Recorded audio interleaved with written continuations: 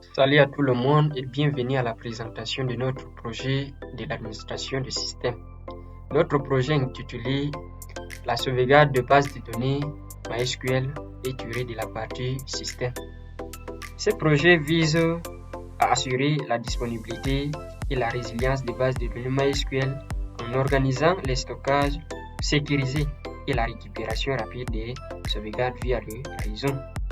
Pour ce faire donc, présentons les membres qui vont adhérer pour la réalisation de ce projet. Nous voyons ici donc les membres qui vont donc participer pour la réalisation de ce projet. Nous migrons à présent vers les étapes nécessaires pour la réalisation de ces projets. Tout d'abord, nous trouvons comme étape la préparation des prérequis à l'intérieur duquel nous allons installer les outils nécessaires tels comme MySQL, DOMP, AirSync, CronTap et puis gzip. Nous allons aussi ici, à cette étape de jeu, créer une base de données fictive et créer aussi un utilisateur MySQL dédié aux sauvegardes. Salut. Ici alors, pour les outils nécessaires pour la réalisation de projets. On travaillera tout au long de notre projet sur une distribution GNU Linux, plus précisément Ubuntu. On a nous installé sur une machine virtuelle. Maintenant, comme premier outil à installer, on a MySQL Dump pour manipuler la base de données. On a AirSync, n'est-ce pas, pour envoyer notre base de données vers un serveur distant.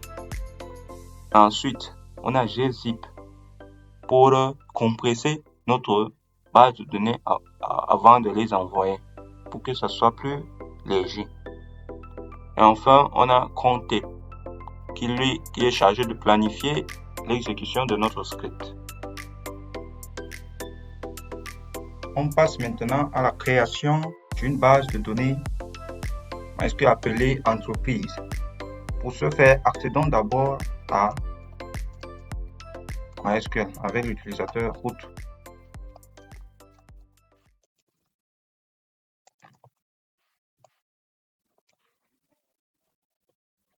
Mon mot de passe d'abord.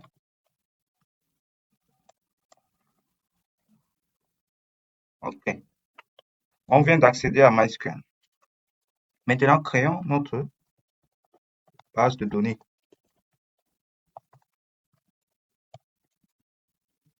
Entreprise.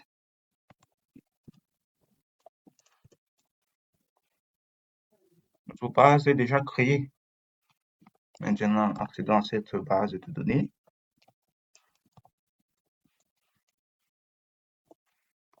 OK, c'est fait. Créons une table. OK, table. Employé. On va l'appeler comme ça. Qui possède comme attribut un ID. 40, par exemple. Il y a encore poste. Poste. Qui est toujours varchar.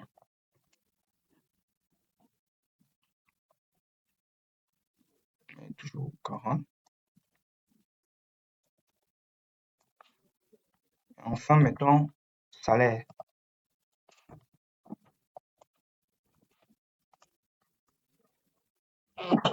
Pardon. Qui sera décimal.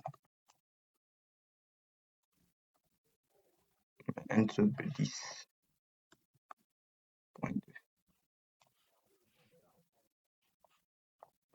OK. Il y a une erreur quelque part. OK, ça donne maintenant. On passe à l'insertion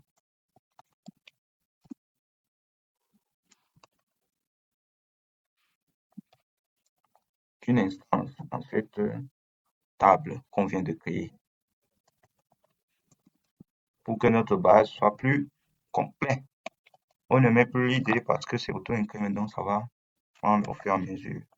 Poste et salaire. values.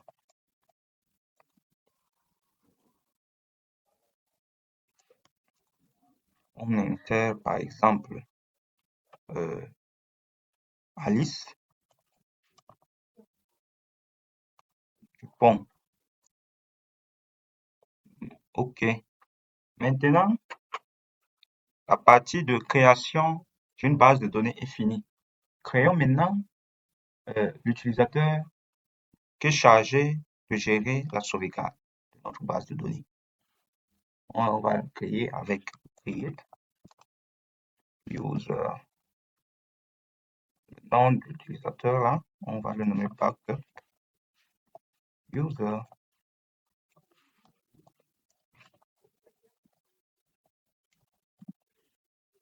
On est en local. Identified by. On met par exemple comme mot de passe de l'utilisateur là.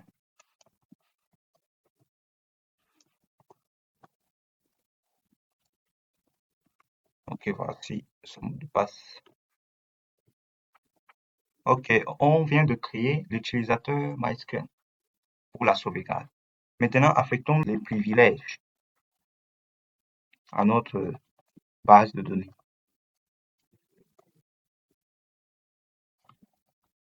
Entreprise.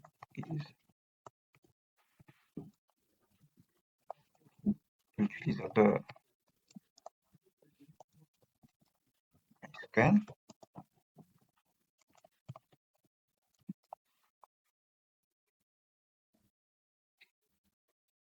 Ok. Ça donne. Maintenant, affectons le privilège à tous les autres tables, à tous les autres bases de données. Par exemple, on peut aussi les créer. Affectons le privilège de process, de trigger, de event.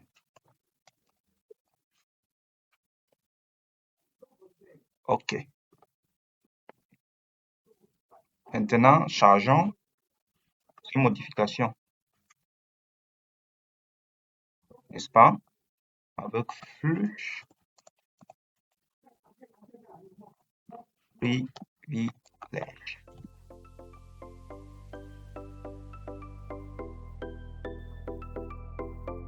OK. Par la suite, nous passons à l'étape d'écriture du batch de sauvegarde. Ici, avant de créer notre script de sauvegarde, nous allons d'abord créer les répertoires nécessaires pour la sauvegarde. Alors, comme on a fini la première étape, on entame alors avec la deuxième étape qui est l'écriture d'un script batch de sauvegarde. Avant d'écrire le script batch, on va d'abord créer un répertoire, n'est-ce pas? Dans var, un répertoire qui va contenir nos fichiers de sauvegarde. On commence. La création s'effectue par mkdir. Voilà le chemin.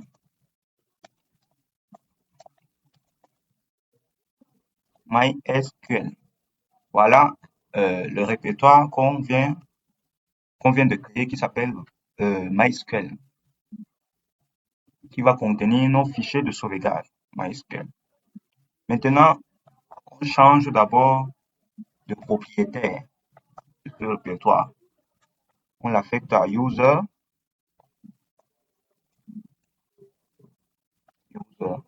Le user sont le nom de l'utilisateur courant qui n'a pas pour nous. Donc, ça va donner ça va mettre plutôt NAPA comme propriétaire de ce dossier, ce répertoire qu'on vient de créer. MySQL. Maintenant, on va continuer avec la création d'un dossier log qui va contenir les fichiers log, les fichiers journaliers de notre script. On va l'appeler log. Maintenant, on crée le fichier log en question dans ce dossier qu'on vient de créer, log.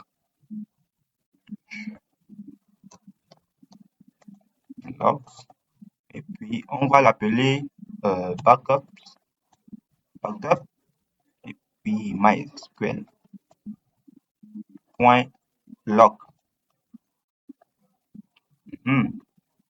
C'est créé. Maintenant, on entame avec la création, proprement dit, la création de notre script. On va utiliser Nano comme éditeur de texte. On va appeler notre script backup MySQL aussi, mais cette fois-ci c'est .sh, comme c'est un script bash. Ok, voilà, on vient de créer, mais il n'y a rien dedans d'abord. Il n'y a rien dans notre script. Ok, au lieu de tout écrire à la main ici, ça va prendre beaucoup de temps et ça va rendre la vidéo longue. Donc, on va plutôt coller le script et expliquer un peu ligne par ligne, si possible. Ok, on voit les dièses symbolisent les commentaires. Donc, à chaque fois qu'on verra dièse, c'est les commentaires. Maintenant, on a les variables. Début de la sauvegarde de dbname qu'on va charger dans le log file qui est le fichier .log, le fichier journalier. Maintenant, on crée le dossier contenant les fichiers de sauvegarde si il n'est pas déjà créé avec mkdir, comme je l'ai dit avant de venir ici. Et puis, on commence la sauvegarde de la base de données avec l'outil MySQL dump. MySQL dump donc va prendre la base de données qui a été créée, l'envoyer, c'est-à-dire l'exporter vers le chemin backup field avec le nom qu'on a mis ici, le nom qu'on avait mis en haut. Entreprise, donc ce sera par exemple entreprise tiré de 8 2025, en tout cas la date et l'heure, avec le point SQL.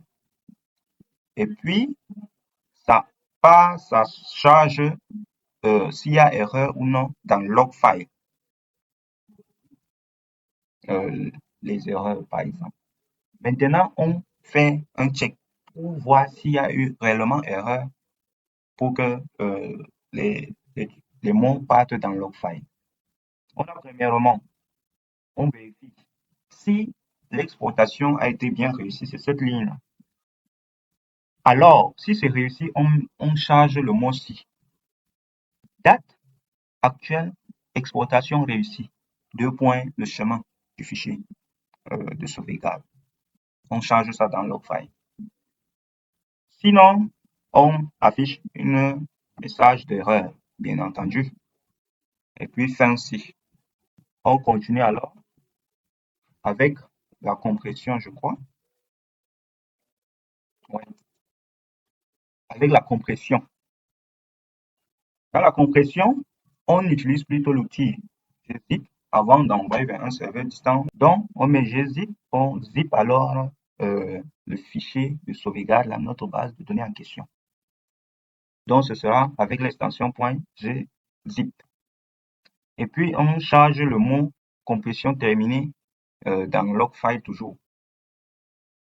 On continue avec le nettoyage quotidien des anciennes sauvegardes qui ont une durée de plus de 7 jours.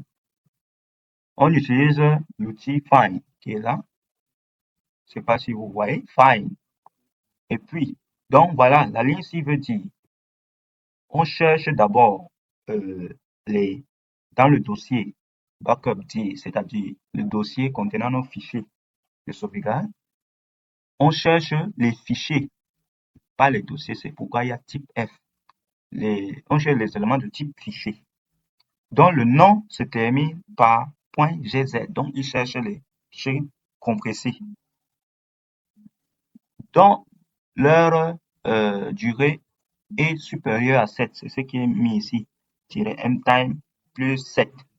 On exécute alors avec cette commande, on exécute la commande rm, qui est la commande de suppression. Donc, il cherche tous les fichiers dont le nom se termine par gz qui ont une durée de plus de 7 jours dans le dossier backup.dir. Puis, il les supprime.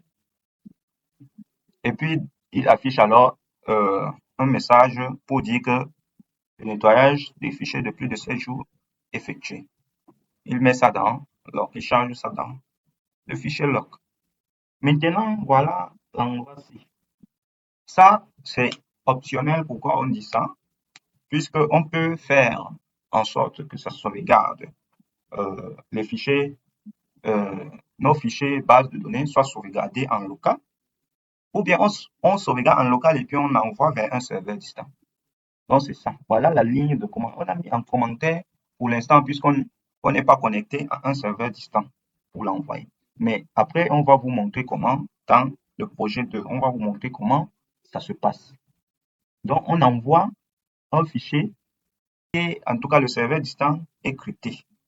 C'est-à-dire, c'est sécurisé avec un mot de passe, par exemple. C'est pourquoi on utilise l'outil SSH Pass. Ce fichier contient les identifiants de ce serveur distant. Maintenant, à partir d'ici, il essaie alors d'envoyer sur le port de 2222 le fichier zippé dans le serveur distant qui n'a pas tout ça, avec l'IP, le chemin là où il va déposer notre fichier. Maintenant, il écho que la sauvegarde est terminée. Il charge ça dans logfile. Donc, je crois que c'est tout. On enregistre avec CTRL-O et puis on valide et on quitte le script. Donc, on a fini avec notre script de sauvegarde bash. Par la suite, donc, nous passons à l'accord de permission au script, c'est-à-dire nous allons rendre notre script exécutable. On vient de finir avec l'écriture du script bash de sauvegarde. Maintenant, on passe aux permissions de notre script. Ça, on avait dit ça à l'introduction que c'était simplement donner une permission à notre fichier, qui est simplement une ligne de commande. On va taper maintenant chmod. On va lui attribuer une permission d'exécution, c'est ça, plus X. Il y a aussi plus W qui est une permission d'écriture. Et il y a plus R qui est pour la lecture. On passe. On met maintenant le nom du fichier où on donne la permission là, c'est backup. Il y a d'abord, c'est où, ça se retrouve où? Répertoire courant, symbolise par ce truc. Et puis tu veux de 8 mysql.sh, ça c'est notre script là. Ok, c'est fait. Donc c'est tout simplement ça. On doit donner à notre script. Et ensuite, nous passons à l'automatisation de tâches avec crontapp, c'est-à-dire nous allons ici ajouter notre script dans crontapp. Ok, comme on a fini avec l'étape de permission, on va maintenant entrer dans l'étape d'automatisation des tâches avec crontapp. On va alors accéder à crontapp avec l'éditeur Nano qui est le plus bon. Et on va planifier l'exécution de notre script tous les 2 heures. Voici la ligne qui permet de faire ça. IO, 2 heures.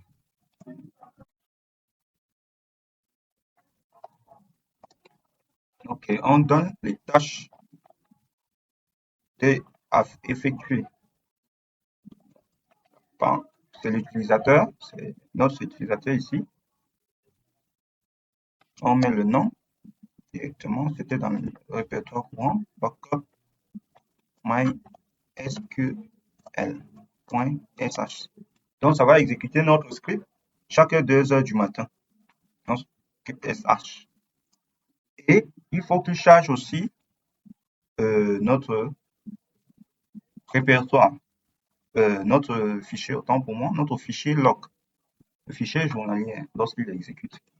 Ce sera alors où il se situe, c'est dans Home, pas toujours, et puis log,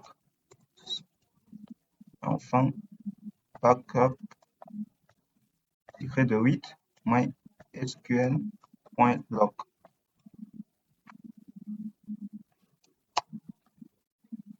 On a planifié l'exécution de notre script et charge les données journalières dans notre fichier .log.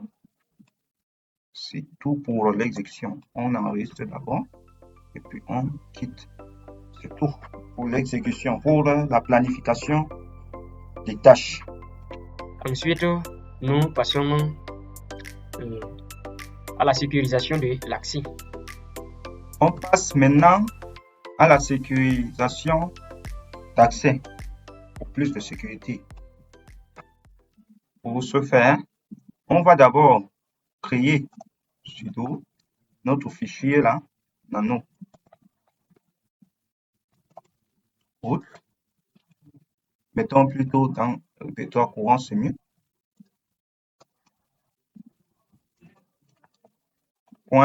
.my.cnf. On l'appelle comme ça dans le mot de passe.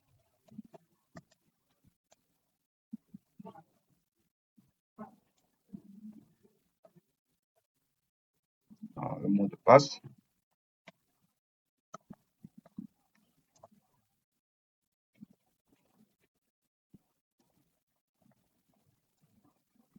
Ok. Voilà même. Les données sont là. On crée, on met client entre crochets, on met user, on donne l'identifiant de notre utilisateur MySQL qu'on avait créé, c'était backup user et son mot de passe était 1, 2, 3, 4, groupe 1, arrobase. C'était bien ça lors de la création, si vous vous rappelez. On enregistre avec CTRL-O et puis CTRL-X pour sortir. C'est tout. Il faut maintenant donner les permissions. Sudo permission de sécurité pour que ça s'affiche pas, pour que pas n'importe qui voit notre fichier .my.cnf. Ok, c'est fait. Je crois que c'est fini cette fois-ci. On a fini avec cette étape qui est la sécurité par rapport à l'accès à notre utilisateur MySQL. Et enfin, nous passons au test. Enfin, on est à la dernière étape qui est de tester notre script si ça répond aux exigences qu'on voulait avant. Pour cela, on exécute directement le script. Répertoire courant, backup, on accède au script. mysql.sh.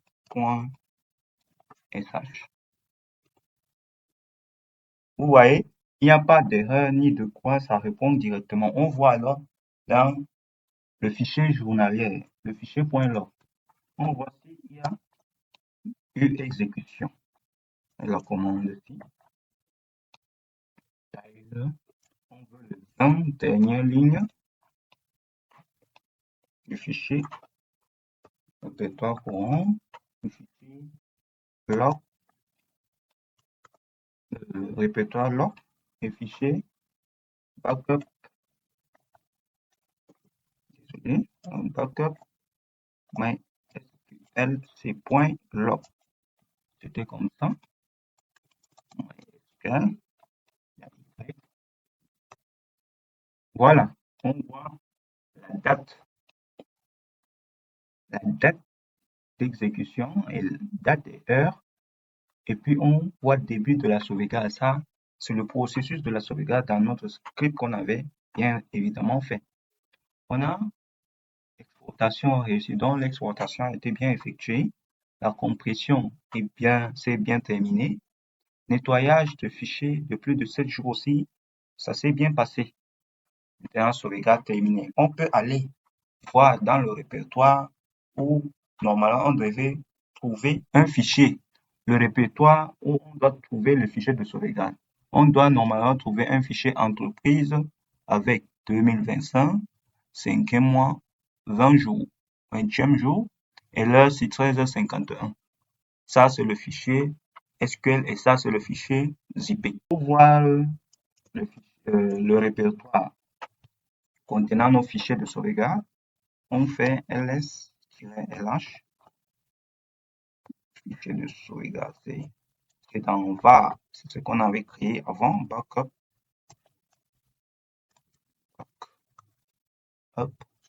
tiré de 8, non, c'est backups avec S, et puis MySQL, si je me rappelle bien, MySQL. On a notre fichier de sauvegarde, notre base de données qui est exportée, compressée et sauvegardée. Vous voyez bien, avec l'heure précise, 13h51, 55 ici, mais 51. On peut réexécuter pour voir encore le script. Si ça exécute, et on voit ce qui contient. On va voir avec l'heure où on a exécuté, c'est 13h51. Ça, n'est-ce pas? Vous voyez donc ça s'est dupliqué. Maintenant avec l'heure 55 qui est ici. Donc notre fichier répond à ce que nous avons demandé. Pour vous présenter l'outil comptable, si la planification s'exécute bien, on a attendu 2h du matin, le 22, on va voir si ça exécute réellement le code, notre script.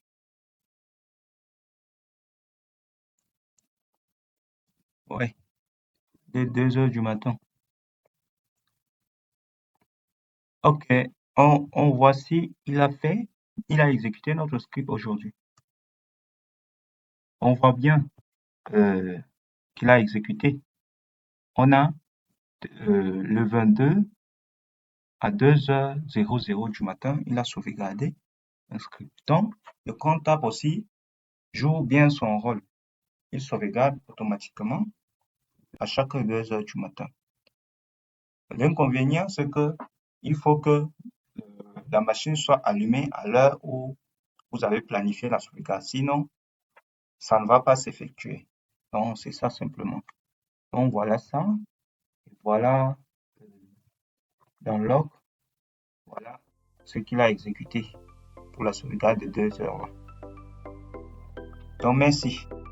Ainsi donc, marquons la fin de la présentation de notre projet. Nous vous remercions pour votre aimable attention. Nous espérons que nous étions satisfaisants pour vous et nous vous demandons de liker et de vous abonner, n'est-ce pas, à notre chaîne. Merci.